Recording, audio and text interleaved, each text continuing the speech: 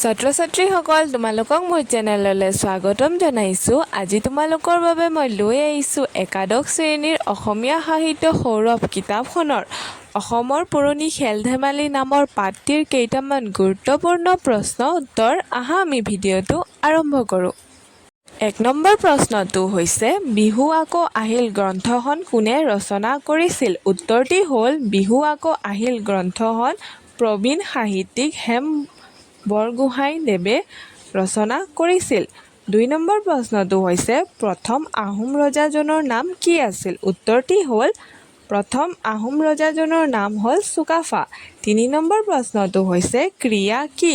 উত্তৰটি হ'ল ক্ৰীড়া মানে হ'ল খেল-ধেমালি। ৪ নম্বৰ প্ৰশ্নটো হৈছে বিশ্বৰ সবাতোকৈ জনপ্ৰিয় ফুটবল খেলক চীনত তাহানি কি আখ্যা দিছিল? উত্তৰটি হ'ল বিশ্বৰ সবাতোকৈ জনপ্ৰিয় ফুটবল খেলক চীনত তাহানি চৌ-চৌ বুলি আখ্যা দিছিল। ৫ নম্বৰ প্ৰশ্নটি হৈছে চীনত চৌ-চৌ খেলৰ প্ৰচলন থকাৰ সময়ত অসমত কি কি খেলৰ প্ৰচলন আছিল? উত্তৰটি হ'ল কণী যুঁজ আৰু কড়ি যুঁজ আদি খেলৰ প্ৰচলন আছিল। ৬ নম্বৰ প্ৰশ্নটি হৈছে কনুৱা চৰাইৰ প্ৰিয় খাদ্য কি? উত্তৰটি হ'ল কনুৱা চৰাইৰ প্ৰিয় খাদ্য হ'ল মাছ। ৭ নম্বৰ প্ৰশ্নটি হৈছে ৰংঘৰ ক'ত অৱস্থিত? উত্তৰটি হ'ল ৰংঘৰ শিৱসাগৰৰ ৰূপহী পথাৰত অৱস্থিত।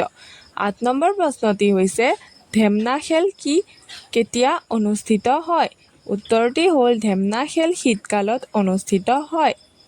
৭ নম্বৰ প্ৰশ্নটি হৈছে হাইগুডু খেলক কৰ্ণাটক আৰু কেৰালাত কি বুলি জনা যায়? উত্তৰটি হ'ল হাইগুডু খেলক কৰ্ণাটকত চেডুগুডু আৰু কেৰালাত বন্তিকালী বুলি জনা যায়। ১০ নম্বৰ প্ৰশ্নটো হৈছে বৰপেটা অঞ্চলৰ কি দুবিধ থলুৱা খেলৰ লগত ক্ৰিকেট খেলৰ সাদৃশ্য আছে?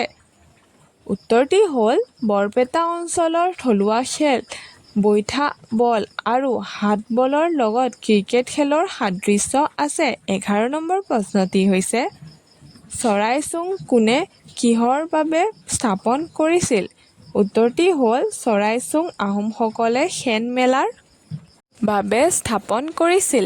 ১২ নম্বৰ প্ৰশ্নটো হৈছে বৰপেটা অঞ্চলৰ দুবিধ থলুৱা খেলৰ নাম লিখা। উত্তৰটি হ'ল বৰপেটা অঞ্চলৰ দুবিধ থলুৱা খেলৰ নাম হ'ল ঘিলা আৰু ৰছী টনা। ১৩ নম্বৰ প্ৰশ্নটি হৈছে ধেমনা অনা খেল কি? এই খেল ক'ত আৰু কেতিয়া অনুষ্ঠিত হয়? উত্তৰটি হ'ল ধেমনা অনা খেল হ'ল বৰপেটা অঞ্চলত প্ৰচলিত এবিধ অতি জনপ্ৰিয় খেল। ধূপ খেলৰ সৈতে এইবিধ খেলৰ মিল দেখা যায়। সাধাৰণতে শীতকালত আহল-বহল মুকলি পথাৰত এইবিধ খেল হয়।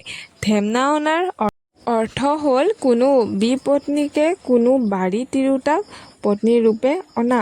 ১৪ নম্বৰ প্ৰশ্নটি হৈছে ধূপ খেলৰ প্ৰচলন ক'ত কেনেকৈ হৈছিল বৰ্ণনা কৰা। উত্তৰটি হ'ল ধূপ খেল অসমৰ অতি পুৰণি আৰু জনপ্ৰিয় খেল। ইয়াৰ জন্ম ক'ত আৰু কেনেকৈ হৈছিল জনা নাযায়, কিন্তু আহোম যুগতো ধূপ খেল অতি জনপ্ৰিয় আছিল বুলি জানিব পৰা যায়।